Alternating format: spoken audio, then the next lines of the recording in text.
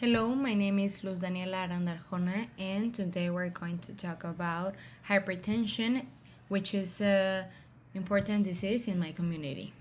Hypertension is a sustained elevation of blood pressure. We can consider an optimal blood pressure when it's lower than 120 over 80 millimeters of mercury. Then, in normal blood pressure, it can have a gap between 120 to 129 over 80 to 84. And then we can consider a higher blood pressure when it's 130 over 85. And it also can have a gap between 139 over 89 millimeters of mercury. The first number we can see, like 120, is the systolic blood pressure, and it is when the heart contracts or beats. The second number is the diastolic one, and it is when the heart rests between beats.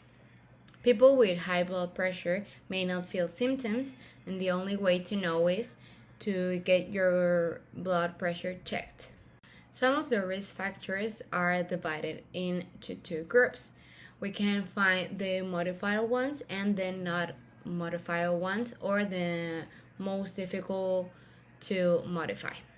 In the first group, it is smoke, diabetes, dyslipidemia, hypercholesterolemia, overweight and obesity, sedentarism, and not a healthy diet.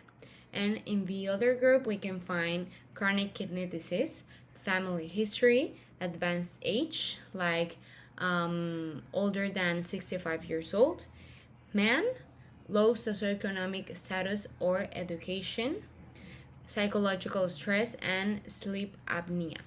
Usually, we can find some symptoms when the blood pressure is 180 over 120 millimeters of mercury, or even if it's higher. We can find severe headaches, chest pain, dizziness, nausea, vomiting, confusion, blurred vision, nosebleeds, buzzing in the ears, and abnormal heart rhythm. For the diagnosis of hypertension, it has to be measured on 2 different days. The systolic blood pressure reading on both days, it has to be equal or higher than 140 millimeters of mercury, and or the diastolic blood pressure reading on both days, it has to be equal or higher than 90 millimeters of mercury. We can see in the table that there are 3 stages of hypertension. The first stage is when our blood pressure is between 140 to 159 over 90 to 99. The second stage is when our blood pressure is from 160 to 179 over 100, and even getting to 109. And the stage 3, it's when our blood pressure is higher than 180 over less than 110 millimeters of mercury.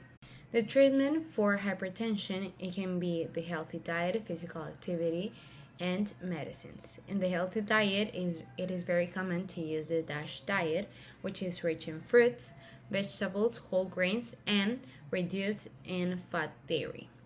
A low consumption of sodium, higher consumption of potassium, and reduced alcohol consumption.